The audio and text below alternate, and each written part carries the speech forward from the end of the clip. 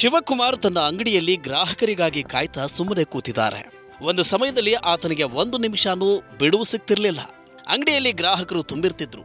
ಇಂದು ಆತ ಗ್ರಾಹಕರು ಬರ್ಲಿ ಅಂತ ಕಾದು ಕುಳಿತಿದ್ದಾನೆ.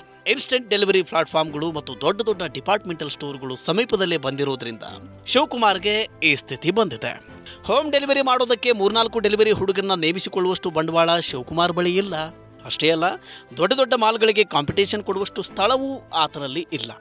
ಈಗ ಶಿವಕುಮಾರ್ಗೆ ತನ್ನ ಮತ್ತು ತನ್ನ ಮನೆಯ 4 ಸದಸ್ಯರ ಭವಿಷ್ಯದ ಬಗ್ಗೆ ಚಿಂತೆಯಾಗಿಬಿಟ್ಟಿದೆ.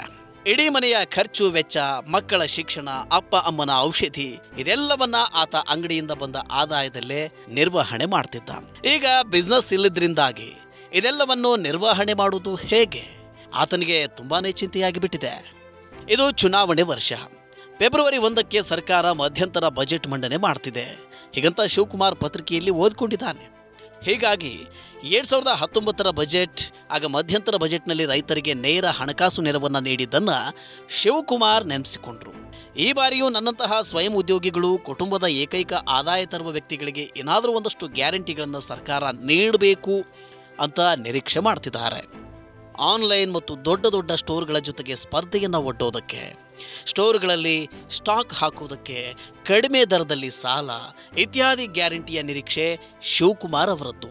ಶಿವಕುಮಾರ್ಗೆ ವಯಸ್ಸು ಆಗ್ತಾ ಇರೋದ್ರಿಂದ ಇನ್ನೂ ಒಂದು ಚಿಂತೆ ಕಾಡ್ತಿದೆ. ತನ್ನ ಆರೋಗ್ಯ ಸರಿ ಇರುವವರೆಗೂ ಕೆಲಸ ಮಾಡಬಹುದು, ಆದರೆ ಆಮೇಲೆ ಏನಾಗುತ್ತೆ? ಅಂಗಡಿ ನೋಡಿಕೊಳ್ಳುವವರು ಯಾರು? ಮಗ ಇನ್ನೂ ಕಾಲೇಜ್ಗೆ ಹೋಗ್ತಿದ್ದಾನೆ. ವೃದ್ಧಾಪ್ಯದಲ್ಲಿ ದಿನ ದೂಡೋದಾದ್ರೂ ಹೇಗೆ?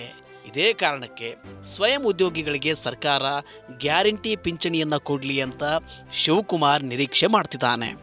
ಶಿವಕುಮಾರ್ ನಿರೀಕ್ಷೆ ಹೊಂದಿರುವ ಇನ್ನೊಂದು ಗ್ಯಾರಂಟಿ ಅಂದರೆ ತನ್ನಂತಹ ಮಧ್ಯಮ ವರ್ಗದ ಜನರಿಗೆ ಪ್ರಧಾನಮಂತ್ರಿ ಆರೋಗ್ಯ ವಿಮೆಯ ಸ್ಕೀಮ್ನ ಪ್ರಯೋಜನವೂ ಸಿಗಬೇಕಿದೆ.